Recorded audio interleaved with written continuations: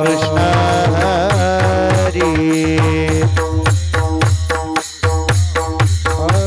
जय जय राम कृष्ण हरि जय जय राम कृष्ण हरि जय राम कृष्ण राम कृष्ण हरि जय जय Ram Krishna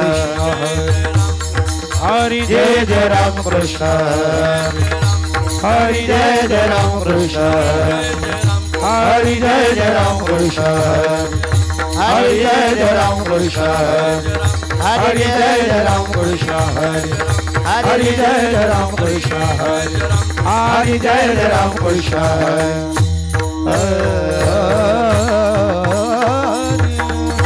hello hello कृपा पाहता लोटणी सुख झाले हो साधनी तो हा विठ्ठल बरवा तो माधव बरवा तो माधव बरवा तो माधव बरवा रूप लोचनी सुख झाले वो साजनी तुहा विठ्ठल बरवा तुहा माधव बरवा तुहा माधव बरवा तुहा माधव पाहता लोटनी सुख झाले वो साधनी तुहा विठ्ठल बरवा तुहा माधव बरवा तुहा माधव बरवा तुहा माधव बरवा तुम पाहता लोचन विठ्ठल साजने तुहा विठ्ठल बरवा तुहा माधव बरवा तुहा माधव बरवा तुहा माधव बरवा बहुत सुकृताती जोडी म्हणून विठ्ठले आवडी तुहा विठ्ठल बरवा तुहा माधव बरवा तुहा माधव बरवा तुहा माधव बरवा सुकृताची जोडी विठ्ठली आवडी तुहा विठ्ठल बरवा तुहा माधव बरवा तुहा माधव बरवा तुहा माधव सर्व सुखाचे आगर पापर कुमा देवी वर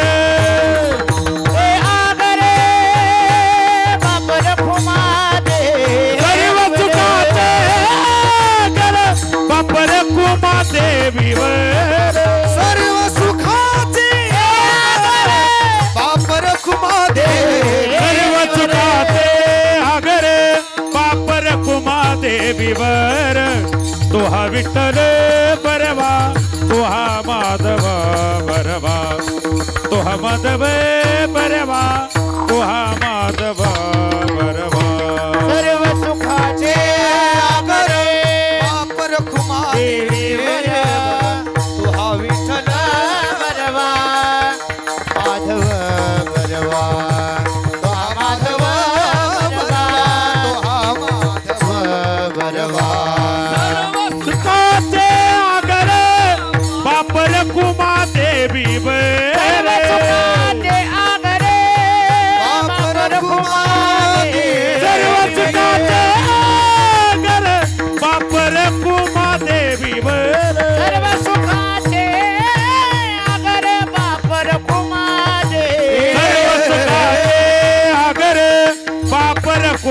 देवीवर तुहा विठ्ठल बरवा तुहा माधव बरवा तुहा माधव बरवा तुहा माधव बरवा सर्व सुखाने बापर कुमा देवीवर तुहा विठ्ठल बरवा तुहा माधव बरवा तुहा माधव माधव बरवा जय जय राम कृष्ण हरे राम कृष्ण हरि जय जय राम कृष्ण जय राम कृष्ण हरि जय जय राम कृष्ण जय राम कृष्ण जय जय राम कृष्ण हरि जय राम कृष्ण हरि जय जय राम कृष्ण हरि जय राम कृष्ण हरि जय जय राम कृष्ण हरि जय राम कृष्ण हरि जय जय राम कृष्ण हरि जय राम कृष्ण हरि जय जय राम कृष्ण हरि जय राम कृष्ण हरि जय जय राम कृष्ण हरि जय राम कृष्ण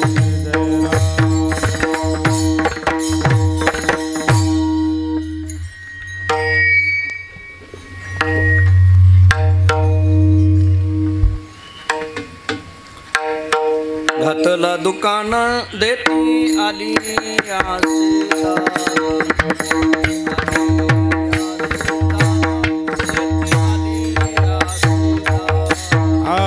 घातिला दुकाने देती आली आसीदान देती आली आसीदान देती आली आसीदान घातला दुकान देती आली आसीदान देती आली आसीदान देती आली आसीदान हा घातला दुकान देती आली आसीदान देती आली आसीदान देती आली आसीदान उदार उदार भरले अनंत भांडार भरले अनंत भांडार भरले अनंत भांडार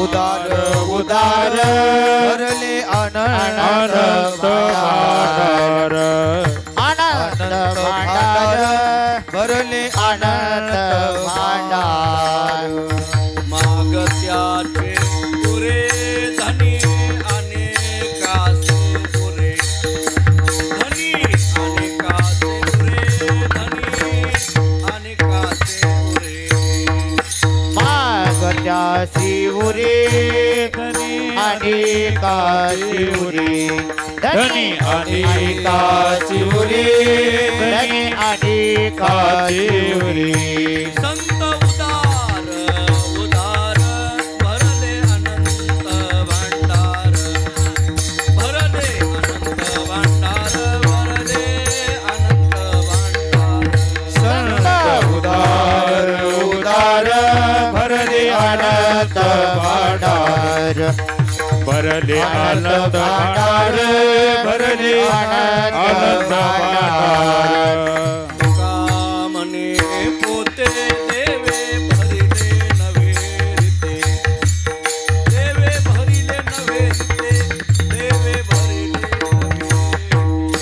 हा तुकाडी पोटे देवे भरले डोहिरीते देवे भरले नोहिरीते देवे भरले डोहिरीते कामने पोते देवे भरिले नवे रीते देवे भरिले नवे रीते देवे भरिले नवे रीते हा तुकाडी पोटे देवे भरले नोहिरीते देवे भरले रीते देवे भरले नोहिरीते संत उदार उदार भरले भरले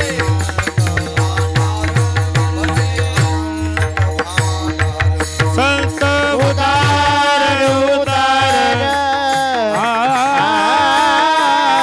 भरले अनंत भांडार भरले अनंत भांडार भरले अनंत भांडार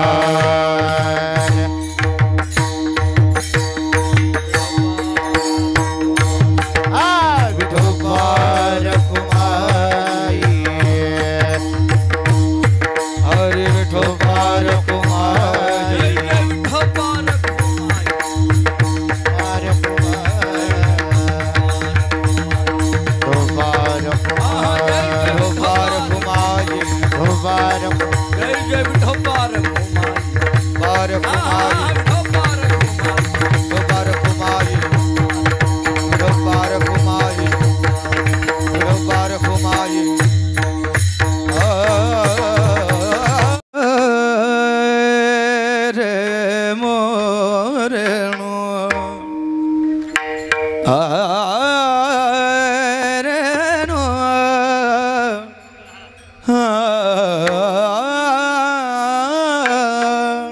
थोडं शार्प करा माझं भाई.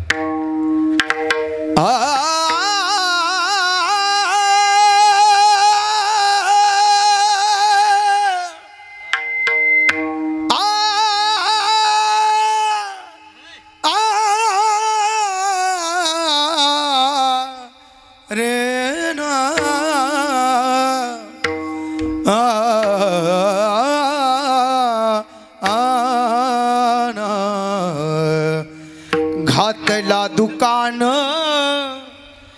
घातला दुकान, घातला दुकान, घातला दुकान. थोडा मॉनिटर द्या, मॉनिटर. घातला दुकान, घातला दुकान, घातला दुकान, घातला दुकान, हरी घातला दुकान, हे घातला दुकान, घातला दुकान, घातला दुकान, घातला दुकान, घातला दुकान, घातला दुकान. देती आलिया सिदान, हो देती आलिया सिदान, देती हरी देती आलिया सिदान, हो दान, दान, दान, देती आलिया देती आलिया दान. सणत उदार, हरी उदार, हा सणत उदार, उदार. देती आलिया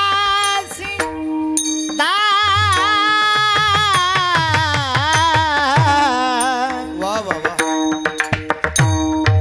देती आलिया सिदान, संत हरी उदार, सणत उदार,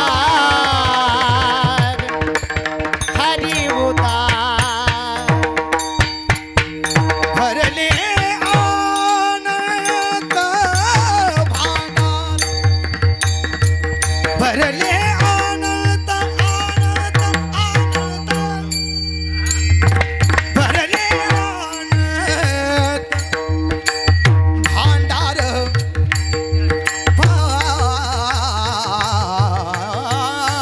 भांडार, भरले आनंद, भरले आनंद, हो भरले आनंद, भरले आनंद,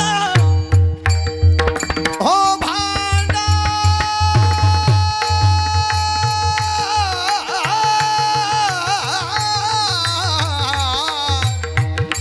भरले आनंद, भरले आनंद, हे भांडार, भांडार.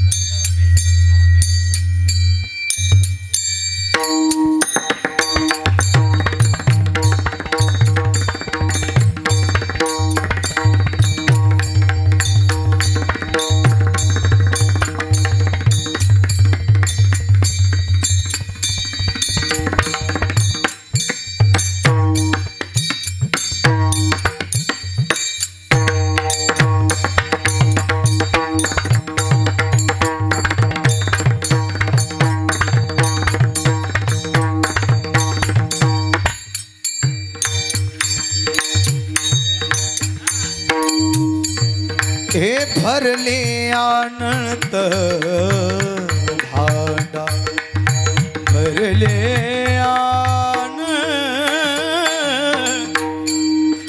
हे भरले भरले थोडं कमी झालं रे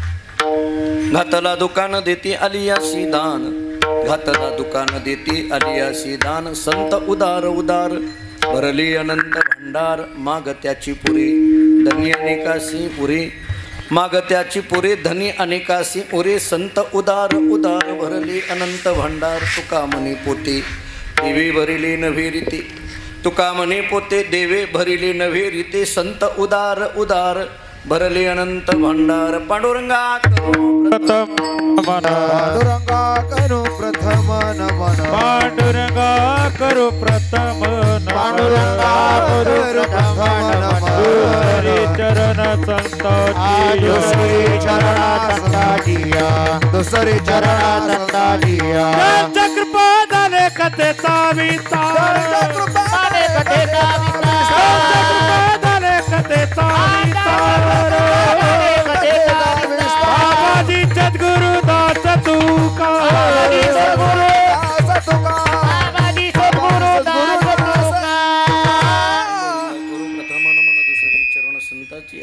त्यांच्या कृपादाने कथेचा विस्तारू. बाबाजी सद्गुरुदास तुका मस्तक हे पायावरी. या वार करे संताची, जेने पंढरी सारिखाची आपोला धामणगाव केला. वैकुंठाधिपती श्री विठ्ठल सखा सोयरा जोडीला. जो का भक्त विरक्त भूतळवटी विख्यात हा बोधला.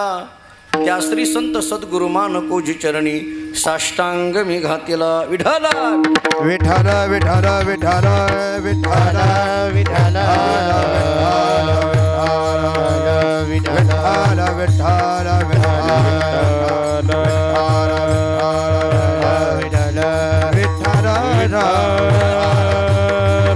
विठ्ठल विठ्ठल विठ्ठल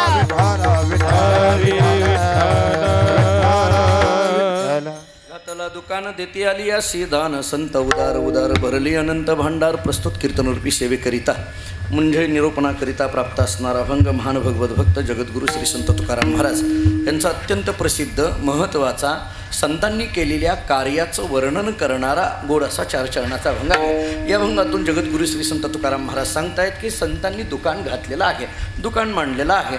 कोणीतरी तुकाराम महाराजांना विचारलं, महाराज व्यवहारामध्ये अशी अनेक दुकानं असताना सुद्धा संतांच्या दुकानाचं असं काही वेगळं वैशिष्ट्य आहे का की जेणेकरून तुम्ही आजच्या अभंगामध्ये घातला दुकान म्हणायला लागलात?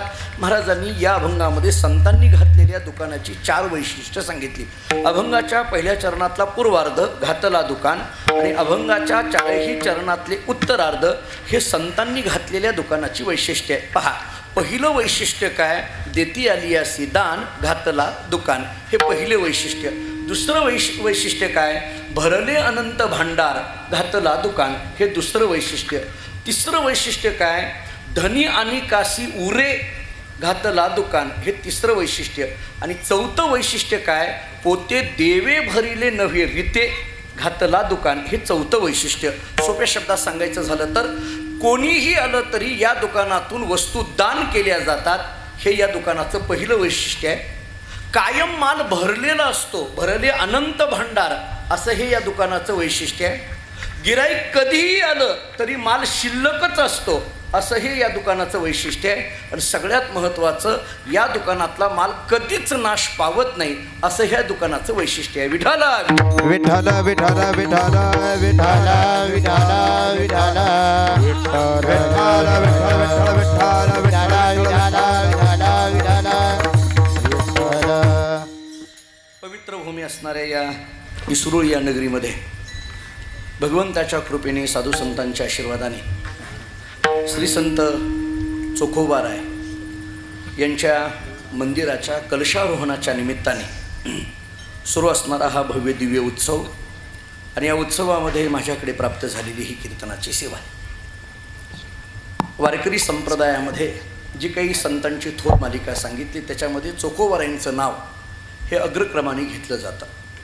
आणि चोखोबारायांचं एक भव्य मंदिर उभं राहावं आणि त्या मंदिराच्या समोर अशा पद्धतीचं नामसंकीर्तन सोहळा चालावा, अशा पद्धतीची एक उदात्त हेतू किंवा उदात्त इच्छा परमादरणीय हरिभक्तीपरायण श्रद्धेय संजयजी महाराज पाटणकर यांच्या अंतःकरणातली इच्छा परिपूर्णपणे किंवा परिपूर्णतेकडे घेऊन जाणारे आपल्या सर्वांचे लाडके आदरणीय हरिभक्तीपरायण पुरुषोत्तम महाराज पाटील, हरिभक्तीपरायण सोपान महाराज सानप आणि सर्वच असणारा त्यांचा मित्रपरिवार, त्यांच्यावर प्रेम करणारी महाराष्ट्रातली सर्वच भाविक भक्त मंडळी, या सर्वांच्या उपस्थितीमध्ये हा उत्सव या ठिकाणी संपन्न होतो आहे. चोखोबारायचं मंदिर इथं होत आहे. चोखोबारायचं मंदिर आणि चोखोबारायांची ही सगळीच भूमी पाहिल्यानंतर मी पंढरपूरहून आलेलं असल्यामुळे आपल्याला माहीत आहे की चोखोबारायचं मंदिर पंढरपुरामध्ये पांडुरंगाच्या समोरच आहे.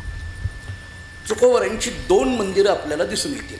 एक पंढरपुरामध्ये पांडुरंगाच्या मंदिराच्या समोर एक छोटंसं मंदिर आहे आणि ज्या मंगळवेढ्यामध्ये महाराजांना समाधी मिळाली त्या मंगळवेढ्यामध्ये एक महाराजांचं गावकूस बांधत असतानाची जी तिथं समाधी दाखवली जाते, तिथं एक समाधी आहे. या दोन्ही मंदिरं आपल्याला छोट्या स्वरूपामध्ये पंढरपुरामध्ये आणि मंगळवेढ्यामध्ये आपल्याला दिसून येतात. परंतु मला असं वाटतं की चोखोबारायचं मंदिर कसं असावं हे पांडुरंगाने सुद्धा बघावं, असं इसरूळचं मंदिर आहे. कारण चोखोबाराय हे पांडुरंगाचे लाडके भक्त. आपल्या सगळ्यांना चोखोबारायांचं चरित्र माहीत आहे म्हणून मी वेगळी चरित्र सांगून त्याची वेळ जास्त घेत नाही. परंतु अनेक संतांच्या समाधी सोहळ्याचं वर्णन करत असताना, चोखोबारायांच्या समाधी सोहळ्याचं वर्णन करताना भगवान श्री पांडुरंग परमात्मा डसडसा जिथं रडतात असं चोखोबाराय हे लढिवाळ भक्त म्हणून पांडुरंगाचे असं वर्णन केलं जातं.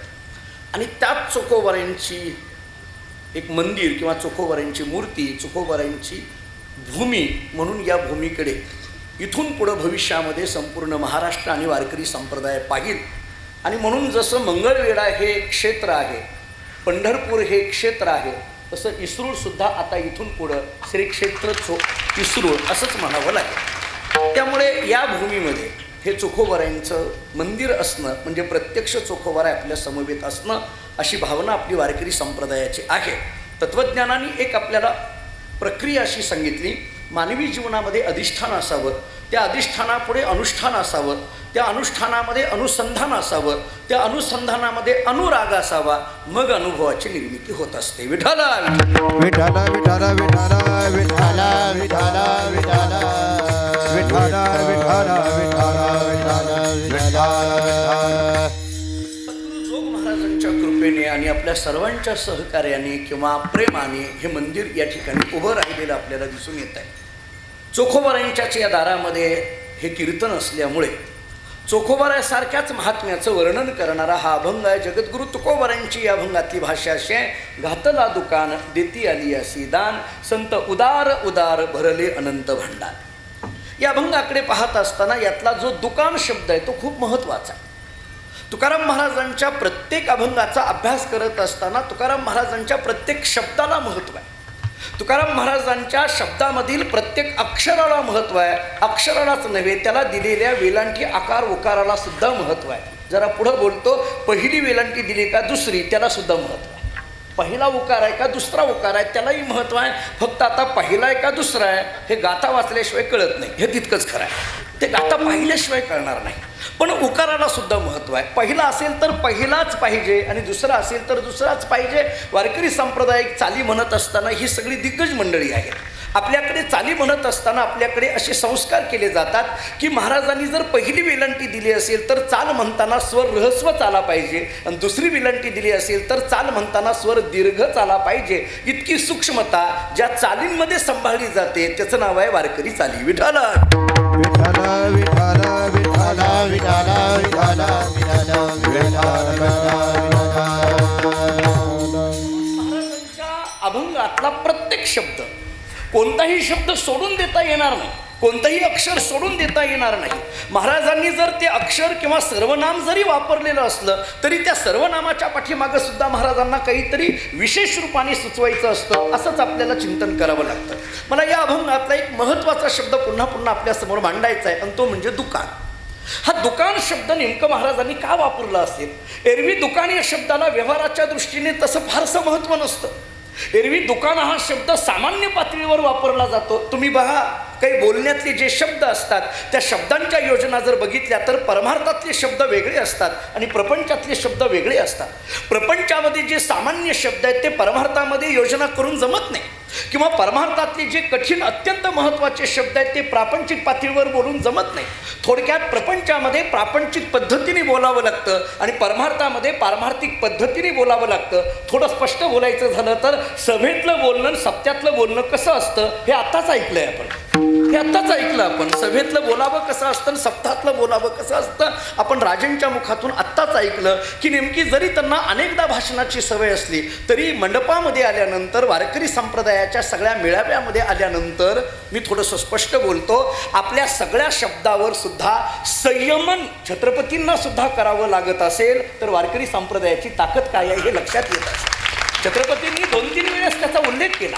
छत्रपती स्वतः म्हटले की मला बाकीचे शब्द बोलायचे नाहीत म्हणण्यापेक्षा मला बोलता येणार नाहीत असं छत्रपतींनी 2-3 वेळेस मान्य केलं. याचं कारण काय? आपल्या समोर असलेली ही जी वारकरी संप्रदायाची ताकद आहे त्याचं वर्णन आहे. मी का सांगायला लागलो? बोलण्याचे शब्द सुद्धा अत्यंत महत्त्वाचे असतात. त्यामुळे दुकान हा शब्द एरवी व्यवहारामध्ये फार सामान्य पद्धतीने वापरला जातो.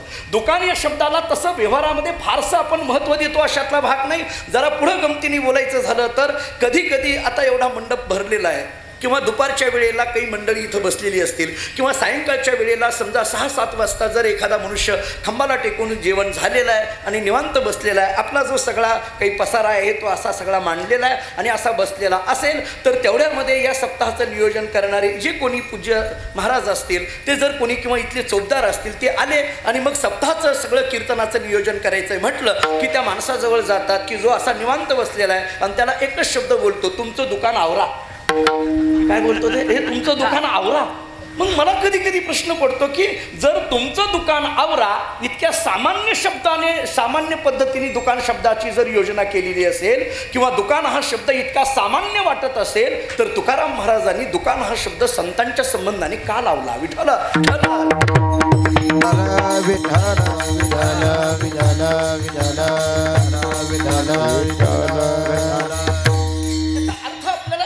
करता येईल की आम्ही ज्याला दुकान म्हणतो ते दुकान आणि जगद्गुरु श्री संत तुकाराम महाराजांना या अभंगामध्ये अभिप्रेत असलेलं दुकान याच्यामध्ये काहीतरी फरक असला पाहिजे.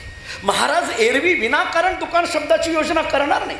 महाराजांनी ज्या अर्थी या अभंगामध्ये दुकान शब्द वापरला त्या अर्थी महाराजांना दुकान शब्दातून काहीतरी वेगळं सुचवायचं आहे. आम्ही ज्याला दुकान म्हणतो तो दुकान शब्दाचा अर्थ महाराजांना घ्यावायचा नसणार आहे, किंवा तुकाराम महाराजांची दुकानाची संकल्पना आणि आमची दुकानाची संकल्पना याच्यात काहीतरी फरक असला पाहिजे.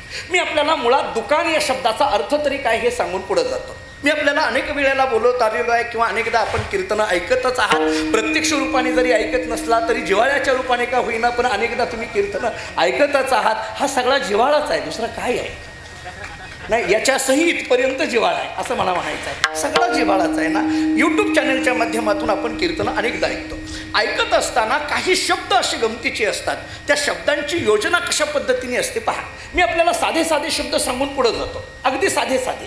कृपा हा शब्द जर वापरायचा असेल तर तो कुठं वापरला पाहिजे? आई वडिलांची कृपा, सद्गुरूंची कृपा, भगवंताची कृपा, संतांची कृपा, साधूची कृपा, वडील बंधूची कृपा, ग्रंथाची कृपा, शास्त्राची कृपा, किंवा हे याच्यामध्ये जर बघितलं तर मृदंगाची कृपा, टाळाची कृपा, विण्याची कृपा, वारकरी भजनाची कृपा. हा कृपा शब्द इथंच लागू पडतो. पण कीर्तनामध्ये बसल्यानंतर एखाद्याकडे तंबाखू आहे पण चुना नाही, दुसऱ्याने चुना दिला की त्याला जर म्हटलं बरं झालं तुझी कृपा, याला काही अर्थ आहे का?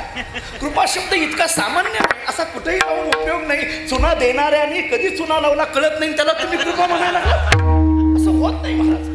म्हणून कृपा शब्द आपल्याला तिथंच वापरला पाहिजे, कुठेही वापरून जमणार नाही. असं जर आपल्याला मराठी भाषेचं तत्वज्ञान सांगत असेल तर मग दुकान हा शब्द आम्हाला कुठेही वापरून जमणार नाही. या दुकान शब्दाचा अर्थ तरी नेमकं काय? मी आपल्याला व्यवहाराच्या पातळीवर थोडं अगोदर समजावून सांगतो आणि मग तत्वज्ञानाची पातळी काय आहे याच्यातला विचार सांगून पुढे जातो. दुकान शब्दामध्ये दोघं लागतात. एक देणारा लागतो आणि दुसरा घेणारा लागतो. जरा स्पष्ट बोलायचं झालं तर देणं घेणं जिथं चालतं त्याचं नाव दुकान. देणं घेणं जिथं चालतं त्याचं नाव दुकान. म्हणजे एक देणारा पाहिजे आणि एक घेणारा पाहिजे. आता थोडंसं ऐका की देणारा तरी नेमकं कुणाला म्हणायचं आणि घेणारा तरी नेमकं कुणाला म्हणायचं. तत्वज्ञानाने असं उत्तर दिलंय, देणारा पूर्ण असावा लागतो आणि घेणारा अपूर्ण असावा लागतो. सोप्या शब्दात बोलायचं झालं तर देणाऱ्याकडे असावं लागतं आणि घेणाऱ्याकडे नसावं लागतं. घेणारा म्हटलं की नसावं लागतं आणि देणारा म्हटलं की असावं लागतं. थोडक्यात देणारा म्हटलं की पूर्ण आहे आणि घेणारा म्हटलं की अपूर्ण आहे. अगोदर देणारा कोण आहे याचा विचार करू. महाराजांना अभिप्रेत असलेल्या दुकानातला देणारा कोण आहे आणि महाराजांना अभिप्रेत असलेल्या दुकानातला घेणारा कोण आहे, या दोन शब्दांचा विचार करू. देणारा नेमकं तुकाराम महाराजांना जो सांगायचा आहे तो पूर्ण या शब्दाने जर सांगायचा असेल तर जगात नेमकं पूर्ण आहे तरी नेमकं कोण? तुकाराम महाराज जर देणारा हा पूर्ण असावा असं म्हणत असतील तर पूर्ण या शब्दाची योजना करायची तरी नेमके कुठं? पूर्ण या जगामध्ये म्हणावं तरी नेमकं कुठं? हे जर प्रश्न पडला तर एकनाथ महाराजांचं एकच प्रमाण मी आपल्या समोर देतो. एका जनार्दनी संत, एका जनार्दनी संत, एका जनार्दनी संत, एका जनार्दनी संत, पूर्ण करीती मनोरथ, पूर्ण करीती मनोरथ, पूर्ण करीती मनोरथ, पूर्ण करीती मनोरथ, पूर्ण करीती मनोरथ, पूर्ण करीती मनोरथ. एका जनार्दनी संत, पूर्ण करती मनोरथ, पूर्ण करीती मनोरथ, पूर्ण करीती मनोरथ. एका जनार्दनी संत, पूर्ण करती मनोरथ, पूर्ण करती मनोरथ, पूर्ण करती मनोरथ. एका जनार्दनी संत पूर्ण करीती मनोरथ. एकनाथ महाराज सांगतात या जगामध्ये पूर्ण हा शब्द जर कोणाला लागू पडत असेल तर तो केवळ संतांना लागू पडतो. नीट ऐका. आपला विषय चाललाय दुकान. त्याच्यामध्ये लागतात दोघं जण, एक देणारा आणि दुसरा घेणारा. देणारा पूर्ण असावा लागतो, घेणारा अपूर्ण असावा लागतो. जगामध्ये पूर्ण कोण आहे? एकनाथ महाराज सांगतात संतांशिवाय दुसरं जगात कोणीच पूर्ण नाही. त्यामुळे एका जनार्दनी संत पूर्ण करीती मनोरथ. याच्यावरनं एवढं लक्षात येतं की या दुकानामध्ये देणारे संत आहेत आणि ते पूर्ण आहेत. एक विषय संपला. दुसरा मुद्दा होता घेणारा. घेणारा कोण आहे? मी आपल्याला सांगतो घेणारा हा अपूर्ण असावा लागतो आणि या जगामध्ये अपूर्ण जर कोण असेल तर तो जीव आहे. तत्वज्ञानाने पुष्कळ याच्यावर चर्चा केलेली आहे. वेदांत शास्त्र याच्यावर पुष्कळ पद्धतीने चर्चा करतं की जीवाला अपूर्ण का म्हणायचं, जीवाला अपूर्ण का म्हणायचं याची कारणं पुष्कळ सांगितली. मी ती कारणं आपल्याला सांगून पुढे जातो. ऐका. पहिलं कारण आपल्याला असं सांगितलं, हा जीव कल्पनेमध्ये अडकला म्हणून याला अपूर्ण म्हणा. हा जीव कामनेने युक्त आहे म्हणून याला अपूर्ण म्हणा. आणि हा जीव अविद्येने अवच्छिन्न आहे म्हणून याला अपूर्ण म्हणा. मी त्याची खुलाशी करतो. देणारा पूर्ण असावा लागतो, संत हे देणारे आहेत. घेणारा अपूर्ण असावा लागतो, जीव हा घेणारा आहे. लक्षात घ्या. थोडक्यात काय झालं, संत देणारे आणि जीव घेणारा असं नाही. जीव म्हणायचं, थोडं थांबायचं आणि मग घेणारा म्हणायचं. मराठी भाषा सुद्धा कशी बोलायची ही शिकवायची वेळ महाराष्ट्रात आली आहे आता. विठ्ठल विठ्ठल विठ्ठल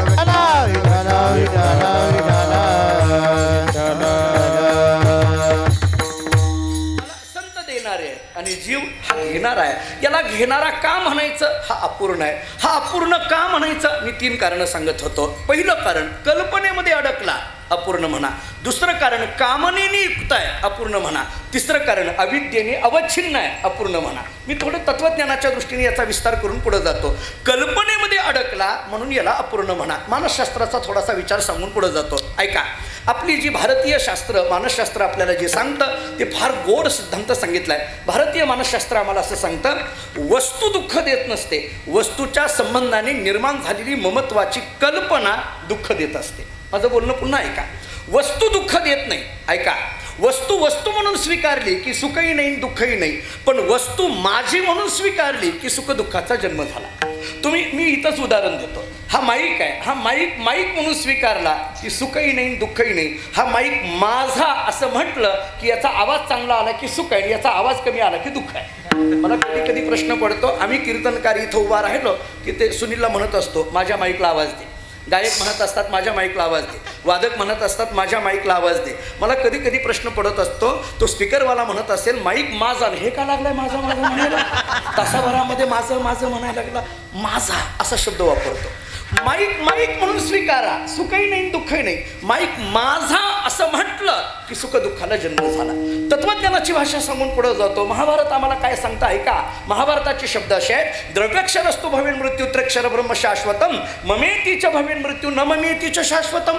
महाभारत सांगतं की मम म्हटलं की मृत्यू आहे आणि न मम म्हटलं की शाश्वतता आहे. थोडं सोप्या शब्दात सांगायचं झालं, माझं म्हटलं की अडकला आणि माझं नाही म्हटलं की सुटला. बऱ्याचदा काही लोक आम्हाला घरी घेऊन जातात.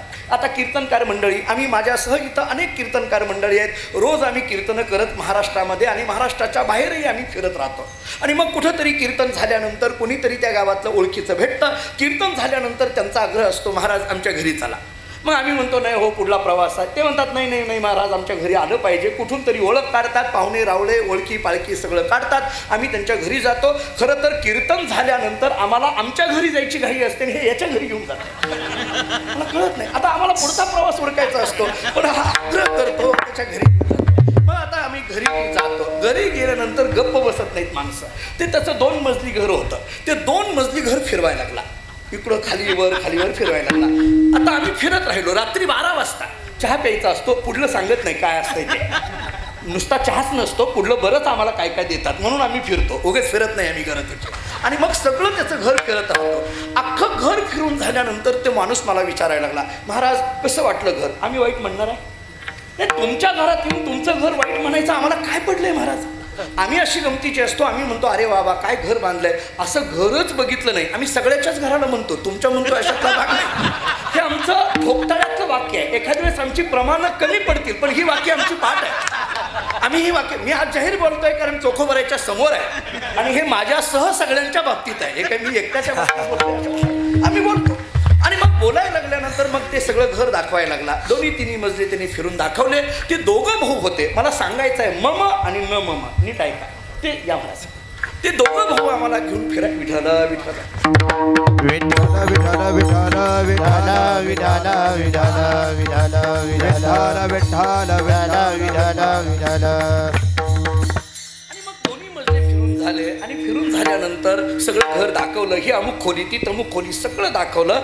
आणि दाखवल्यानंतर ते दोन्ही भाऊ होते त्याच्यातला थोरला जो होता त्या थोरल्याने सांगितलं, महाराज हे सगळं माझं आहे बरं, माझा मुद्दा इथं आहे. आता तो थोरला काय म्हणायला लागला, सगळं माझं आहे बरं, मी कष्ट केले म्हणून हे घर बांधलं गेलं, मी कष्ट केले म्हणून अशा पद्धतीच्या घरामध्ये आम्हाला राहता आलं, मी जर कष्ट केले नसते तर आम्हाला रस्त्यावर राहावं लागलं असतं, हे सगळं माझं आहे.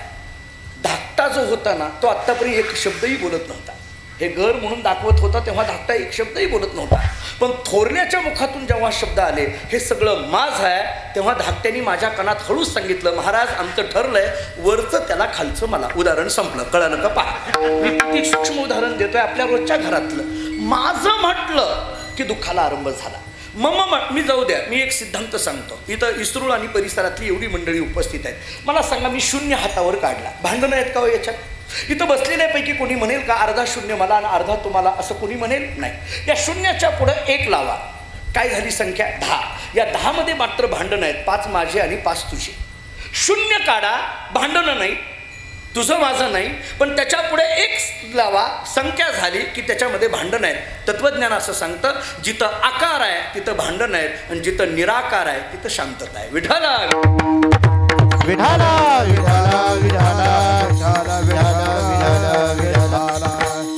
मी आपल्याला असं म्हणत होतो की माणसाला वस्तू दुःख देत नाही, वस्तूच्या संबंधाने निर्माण झालेली कल्पना दुःख देते. जुने कीर्तनकार एक उदाहरण सांगायचे.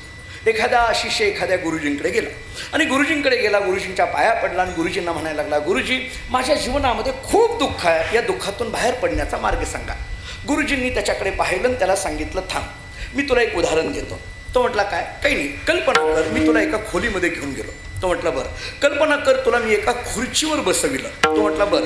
कल्पना कर तुला ज्या खुर्चीवर बसवलंय त्या खुर्चीवर एक टांगती तलवार आहे. तो म्हटला, बरं. कल्पना कर तुझ्या डोक्यावर बांधलेली जी तलवार आहे त्याची दोरी हळूहळू तुटायला लागली आहे, अशी कल्पना कर. तो म्हटला, बरं. गुरुजींनी विचारलं, तुला खोलीत घेऊन गेलो, खुर्चीवर बसविलं, तुझ्या डोक्यावर एक तलवार बांधलेली आहे, त्याची दोरी हळूहळू तुटायला लागली आहे, तू काय करशील?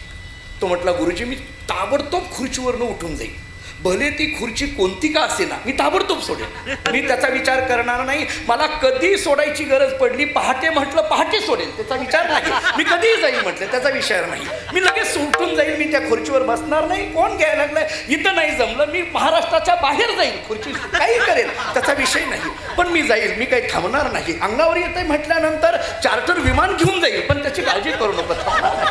गुरुजींनी सांगितलं, नाही तुला जाता येणार नाही. गुरुजींनी सांगितलं, तुला असं पळून जाता येणार नाही. म्हटले, का? नाही तुझे पाय बांधलेत अशी कल्पना कर. काय करशील? पाय बांधलेत, काय करशील? तो म्हटला, मी हाताने पायाच्या दोऱ्या सोडेल आणि मग निघून जाईल. नाही नाही नाही, तुझे हातही बांधलेले आहेत, कल्पना कर, काय करशील? तो म्हटला, मी मोठ्याने ओरडेल आणि कोणाला तरी बोलवेल. नाही तुझं तोंडही बांधलंय, कल्पना कर, काय करशील? आता मात्र अस्वस्थ झाला.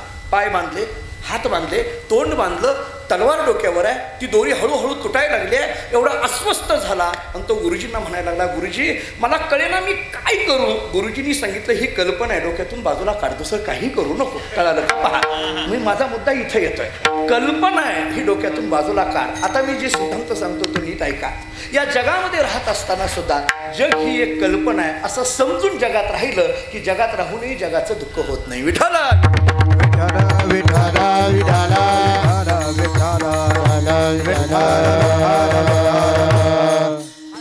फार तत्वज्ञान सांगणार नाही, पण ज्ञानेश्वरीतली एवढी ओवी जी तुम्ही आम्ही रोज वाचतो तेवढीच ओवी रोज एकदा वाचून घ्या.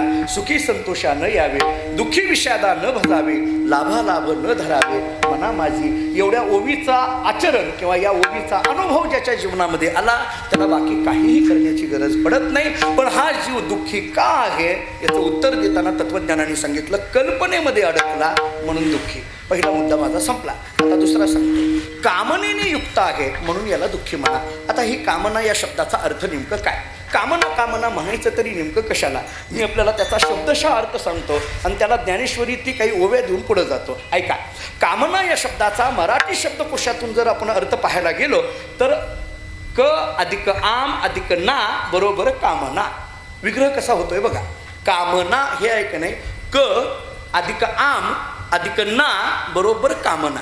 आता हे क म्हणजे काय, हा आम म्हणजे काय आणि हा ना म्हणजे काय, हे तीन शब्द कळाले की कामना काय आहे हे कळेल. क या शब्दाचा अर्थ काय? कम नाम ब्रह्म. अमरकोश काढा. अमरकोशाने काय चिंतन केलंय पहा.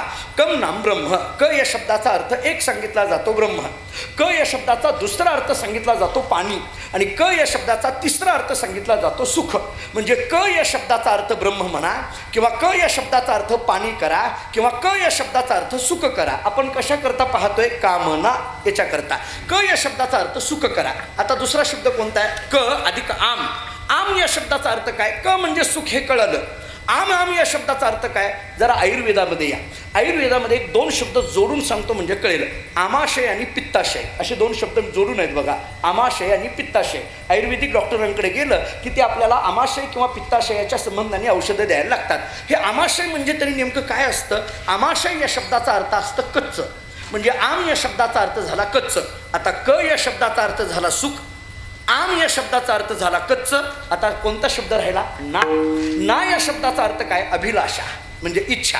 म्हणजे क या शब्दाचा अर्थ झाला सुख, आम या शब्दाचा अर्थ झाला कच्च, आणि ना या शब्दाचा अर्थ झाला अभिलाषा. क अधिक आम अधिक ना. आता खालचे शब्द वापरा. सुख अधिक कच्च अधिक अभिलाषा किंवा इच्छा. म्हणजे सुख अधिक कच्च अधिक इच्छा. थोडक्यात काय? कच्च्या सुखाची इच्छा त्याला म्हणायचं कामना, त्यालाच म्हणायचं विषय सुख. विठ्ठल विठ्ठल विठ्ठल विठ्ठल विठ्ठल विठ्ठल विठ्ठल विठ्ठल. चिंतन सांगून पुढे जातं. ज्ञानोबारांनी केलेली ओवी किती गोड आहे पहा. मनोनी विषय भोगी जे सुख, साध्यंताची जाण दुःख, परी काय की जे मूर्ख न सेविता न सरे. ज्ञानेश्वर महाराज सांगतात विषयाची समसुख, बेगडाची बाहुली, अभराची सावली जाईल रया.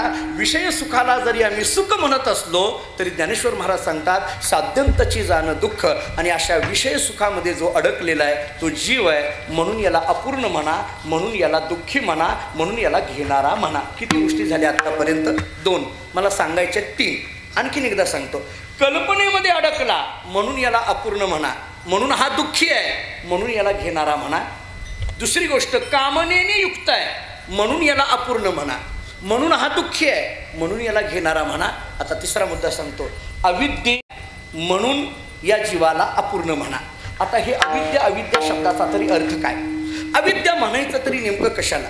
मी इथं जर रामायण आपण ऐकणारी मंडळी, आपण महाराजांच्या मुखातून दुपारी रामायण ऐकतच आहात, पण मी भावार्थ रामायणातली एक ओवी अनेक वेळेला दिलेली आहे. आजही ती एकदा ओवी देऊन पुढे जातो. हा अविद्या शब्द कुठे येतोय? नाथ महाराजांचं रामायण काढा. नाथ महाराज असं चिंतन करतात. कौसल्या ती सद्विद्या, सुमित्रा ती शुद्ध मेधा, कैकई ती अविद्या, कुविद्या मंथरा ती पासी, कुविद्या क्षोभ ओनी अविद्येसी, श्री रामचंद्र पाठविला वनवासी. भावार्थ रामायणातल्या ओव्या आहेत. भावार्थ रामायण आम्हाला असं सांगतं, कौसल्या कोणाला म्हणायचं? जी सद्विद्या आहे तिला कौसल्या म्हणा. सुमित्रा कोणाला म्हणायचं? जी शुद्ध मेधा आहे तिला सुमित्रा म्हणा. कैकई कोणाला म्हणायचं? जी अविद्या आहे ना तिला कैकई म्हणा. आणि मंथरा कोणाला म्हणायचं? जी कुविद्या आहे ना तिला मंथरा म्हणा. मी आपल्याला याचे खुलासे करतो. कौसल्या ही सद्विद्या आहे, सुमित्रा शुद्ध मेधा. मेधा या शब्दाचा अर्थ बुद्धी. व्यापक बुद्धीची जी आहे ना ती सुमित्रा. तुम्ही कधी कधी जरा रामायणातल्या या सुमित्रेचं चरित्र वाचा. तुम्हाला माहीत असलेलाच प्रसंग जरा वेगळ्या अंगाने मांडतो. रामचंद्र प्रभू ज्यावेळेस वनवासाला निघाले, जात असताना राजा दशरथाबरोबर झालेला संवाद, कौसल्या मातेबरोबर झालेला संवाद, सीतेबरोबर झालेला संवाद आणि लक्ष्मणाबरोबर झालेला संवाद. रामचंद्र प्रभू निघाले. लक्ष्मणाने विचारलं, दादा कुठं निघालात? त्याला काहीच माहीत नव्हतं. कौशल्याने विचारलं, रामा कुठं निघाला? तिला काहीच माहीत नाही. कौशल्याने विचारलं कुठं निघाला, कारण तिला माहीत नाही. जरा नीट ऐका. खरं तर कैकईचा महाल पलीकडेच आहे, पण पलीकडल्या महालात काय झालंय हे जिला यत्किंचितही माहीत नाही तिचं नाव कौसल्या. कौसल्या शब्द कळाला का बघा? नाही कळाला आणखीन सोपं सांगतो. शेजारी काय घडलं हे जिला काहीच माहीत नसतं तिचं नाव कौसल्या, आणि अख्ख्या गावात काय घडलं हे जिला माहीत असतं तिचं नाव मंथरा. पटलं का बघा तुम्हाला? कौसल्य अशी आहे की शेजारी काय घडलं माहीत नाही तिला.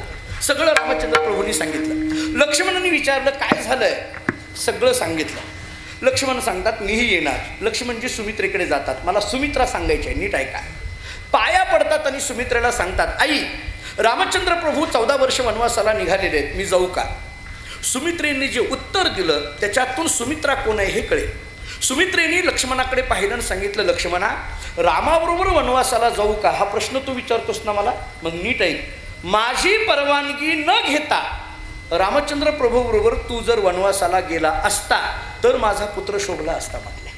याच्यात अर्थ किती बारीक आहे बघा. माझी परवानगी न घेता जर तू गेला असता तर माझा पुत्र शोभला असता. याचा अर्थ रामाबरोबर वनवासाला जायचं असेल तर आईच्या सुद्धा परवानगीची गरज नाही हे रामायण आम्हाला सांगतं. रामचंद्र प्रभू बरोबर जर जायचं असेल आईच्या सुद्धा परवानगीची गरज नाही, कारण घेऊन जाणारी कोण आहेत? रामचंद्र प्रभू आहे. काही वेळेस ते रिटायर झालेल्या माणसाचा सत्कार करायला आम्हाला बोलवतात.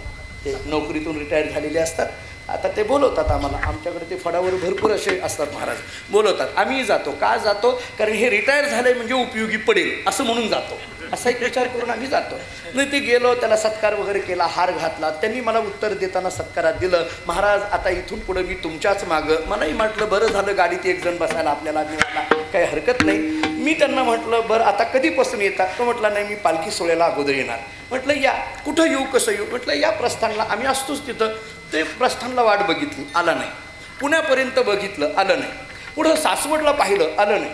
जेजुरी वाला करत करत करत पंढरपूर गाठलं तरी तो आला नाही. वारी झाली तरी तो आला नाही. वारी झाल्यानंतर मी त्यांच्या घरी एकदा गेलो, सहज विचारलो, अहो तुम्ही येतो म्हटलं होतात, कसं काय आला नाही? तो म्हटलं महाराज पिशवी भरून ठेवलेली होती. मग का आला नाही? तिनं परवानगी दिली नाही. उदाहरण संपलं माझं. पहा एवढंच आहे. मला सांगायचं काय होतं, आम्ही जर ज्ञानोबरोबर जायचं असेल तर कोणाच्या परवानगीची गरज आहे? तसं रामचंद्र प्रभू बरोबर जायचं असेल तर सुमित्रा सांगते माझ्या सुद्धा परवानगीची गरज नाही. याच्यात सुमित्रा काय आहे हे कळते. कैकेयी ती अविद्या.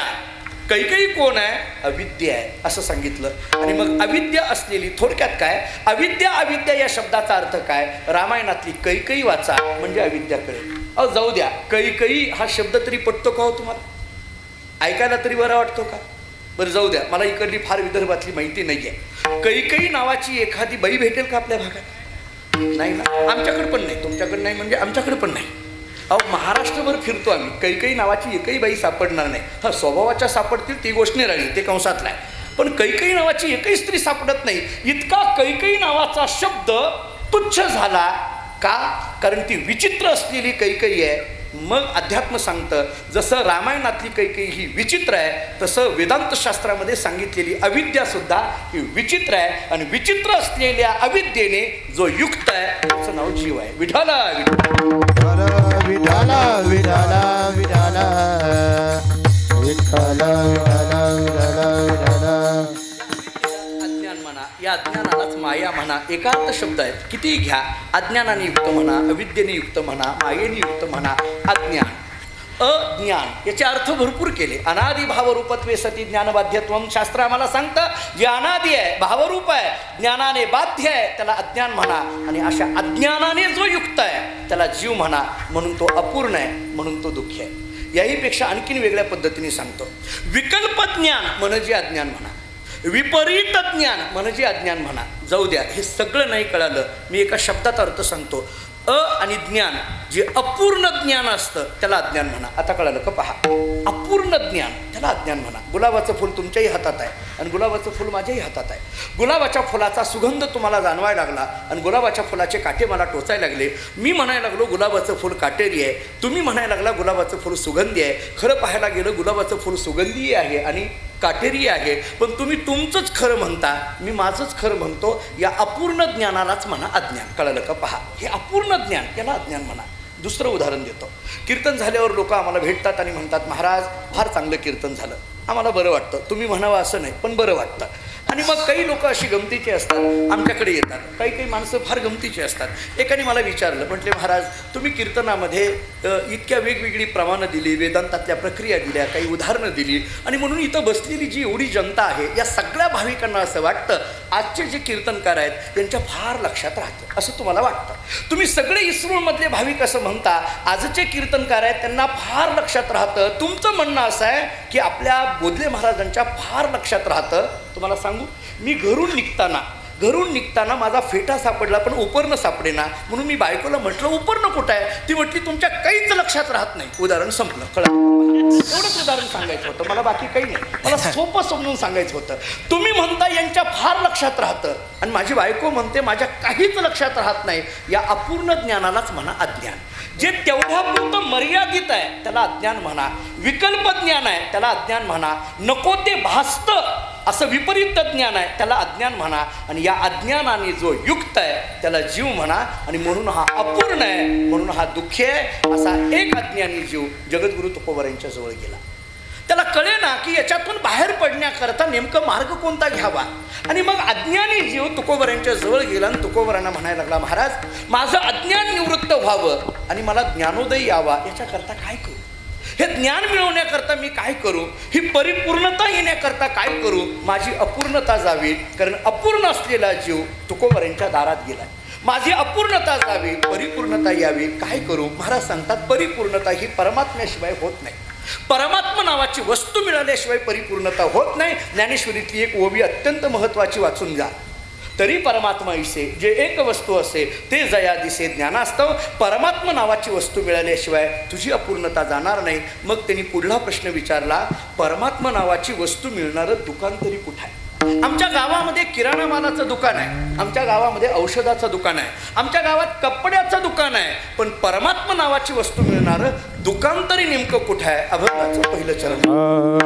घातीला दुकान दुकान घातला दुकान घातला दुकान घातला दुकान घातला दुकान दुकान घातला दुकान दुकान घातला दुकान घातला दुकान देती आली याती दान देती आली याती दानदार संत उदार उदार उदार संत उदार उदार देती आली याती दान देती आली याती दान संत उदार उदार संत उदार उदार घातला दुकाने देती आली याची दाने देती आली याची दाने देती आली याची दाने घातला दुकाने देती आली याची दाने देती आली याची दाने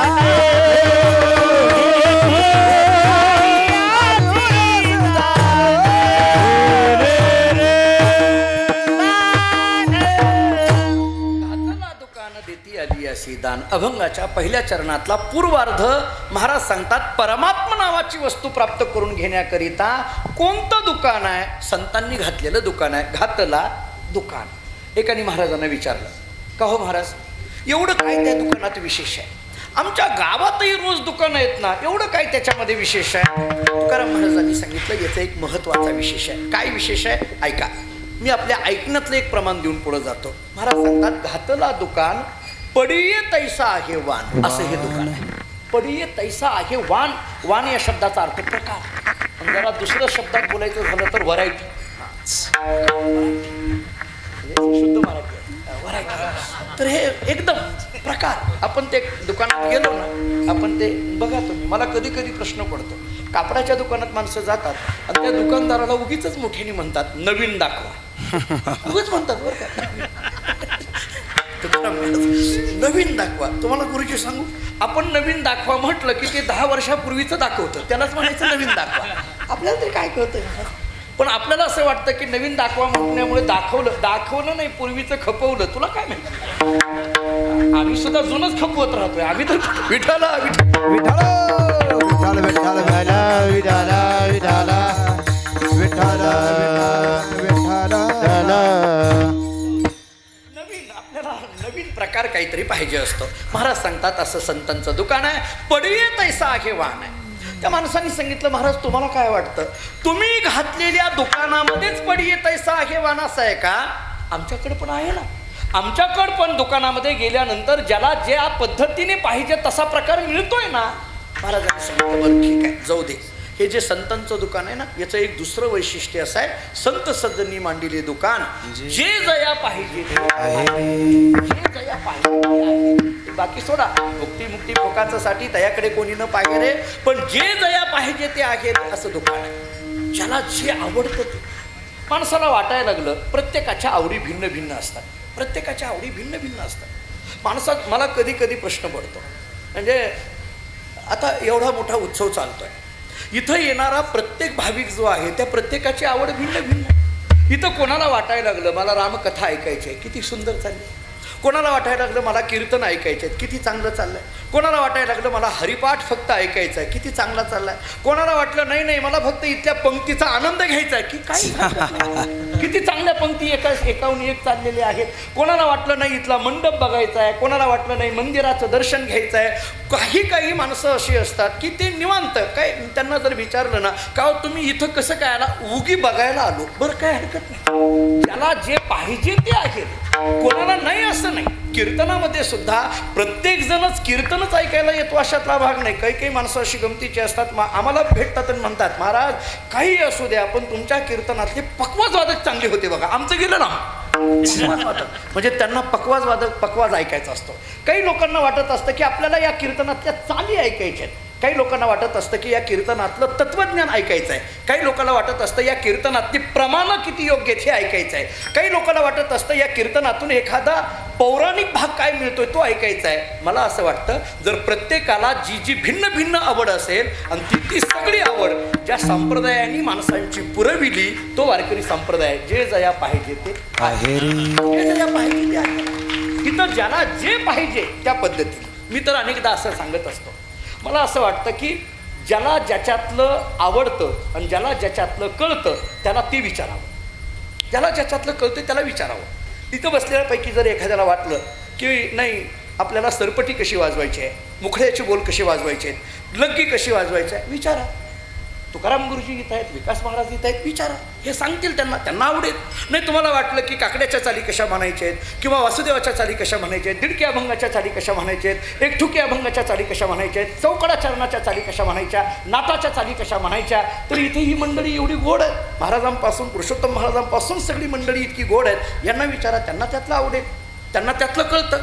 आता एखाद्याला वाटायला लागलं आता मी कीर्तन कराय, कीर्तन झाल्यावर तुम्ही मला काय विचारावं, एखादी ज्ञानेश्वरीतली ओवी विचारा, गाथ्यातला अभंग विचारा, वेदांतातली प्रक्रिया विचारा, मला आवडेल. माणसं आम्हाला ती विचारत नाहीत. एकाने मला विचारलं महाराज तुमचं लग्न झालं, काय घेणं देणं तुम्हाला किती मुलं किती मुली, गरज काय महाराज, प्रपंचाच्या चर्चा करायची आवश्यकता काय आहे.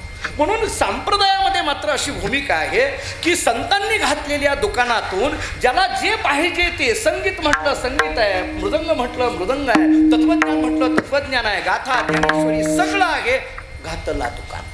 त्यांनी एकाने सांगितलं महाराज असं काही नाही, आमच्या गावामध्ये सुद्धा अलीकडल्या काळामध्ये काही असे मोठमोठे मॉल निघालेले आहेत की त्याच्यामध्ये सुद्धा जे जया पाहिजे ते आहे रे मिळतं. तुकाराम महाराजांच्या लक्षात आलं याला 2 प्रमाणं दिले तरी याला काही पटेना. पडिये तैसा आहे वाण म्हटलं तरी या दुकानाचं महत्त्व पटेना, जे जया पाहिजे ते आहे रे असं म्हटलं तरी याला या दुकानाचं महत्त्व पटेना. महाराजांनी त्याला एक तिसरा दाखला दिला. ऐका, तुकाराम महाराजांनी सांगितलं बहुतेक तुझं काय झालंय, एकनाथ महाराजांचा हरिपाठ तुझा पाठ नाही म्हटलं. नाथ महाराजांनी दिलेलं प्रमाण आहे एका जनार्दनी मांडिले दुकान देतो मोलावी सर्व एका जनार्दनी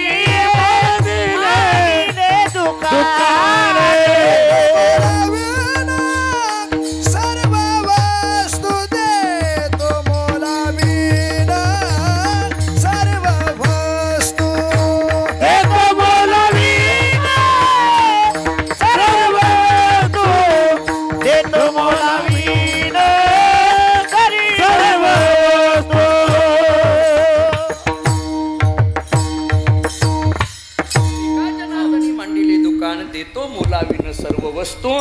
असं हे दुकान आहे. एकाने सांगितलं महाराज तुम्ही हे जरी प्रमाण दिलं तरी अशा पद्धतीची सुद्धा दुकानं आमच्या गावात आहेत. काही दुकानामध्ये काही गिराईकांना काहीही न घेता वस्तू दिल्या जातात म्हटले. नाही असं नाही. आता महाराजांना प्रश्न पडला याला काय उत्तर द्यावं. 3 प्रमाणं दिली. आठवत आहेत का बघा. पडिये तैसा आहे वान म्हटलं तरी याला पटेना. जे जया पाहिजे ते आहे रे असं दुकान आहे म्हटलं तरी याला पटेना. देतो मोलावीनं सर्व वस्तू असं हे दुकान आहे म्हटलं तरी याला हे पटेना.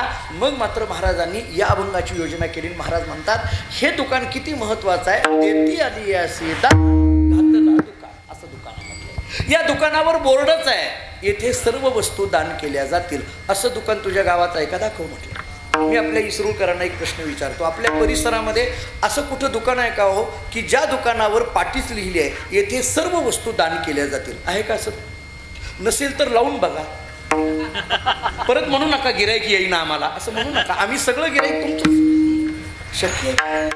तेरला या गोरोबा काकांकडे ही पाठी आहे. औरंगाबाद चला सावतामाळी महाराजांकडे ही पाठी आहे. आमच्याकडे धामणगावला या मानकोजी महाराजांच्या समाधीसमोर ही पाठी आहे.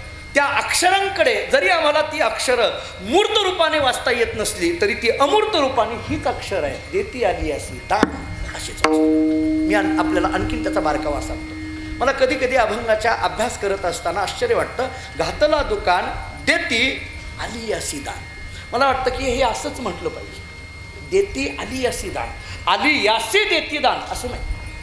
देती आली अशी दान. मी तुम्ही माझ्या देहबोलीकडे बघा म्हणजे लक्षात येईल. देती आली यासी दान हे म्हणणं वेगळं.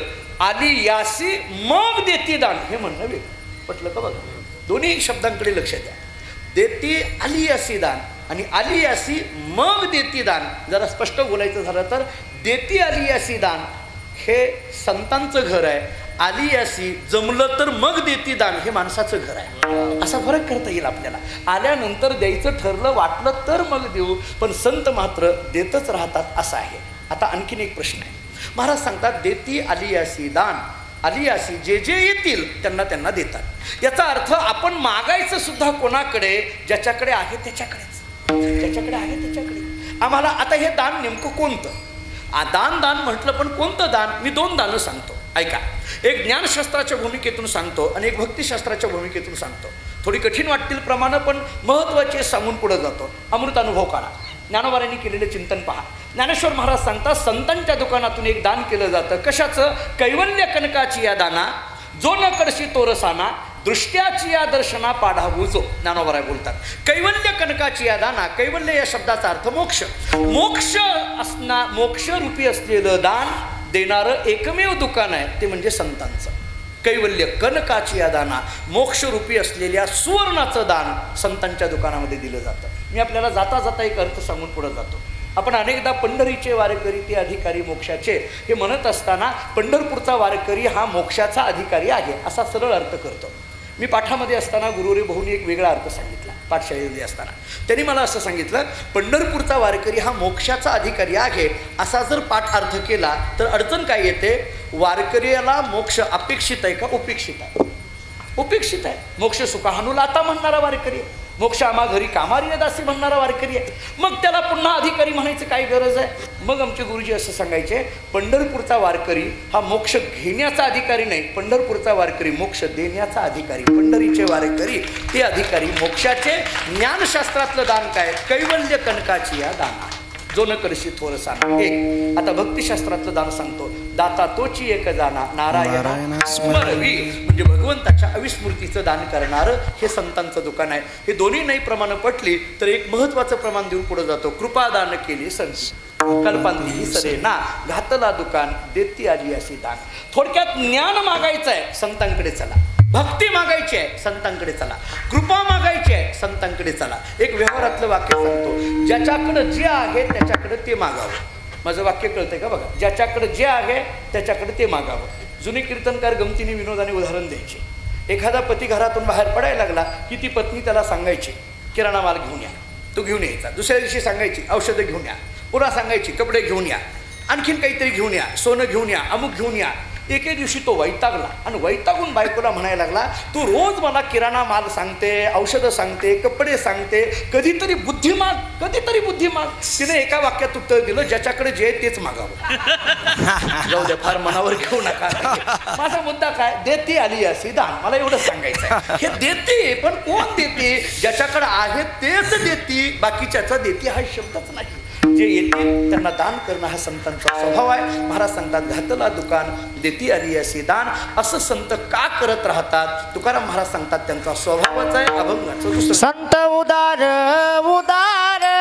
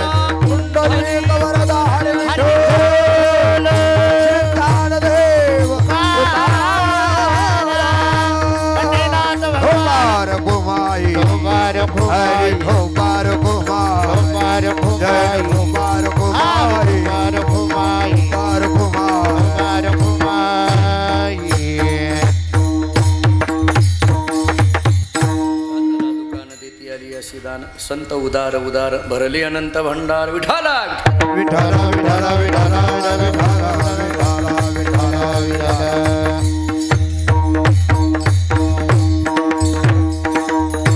या भंगाचा विचार करत असताना पहिल्या चरणाचा विचार आपण आत्तापर्यंत करून आलो.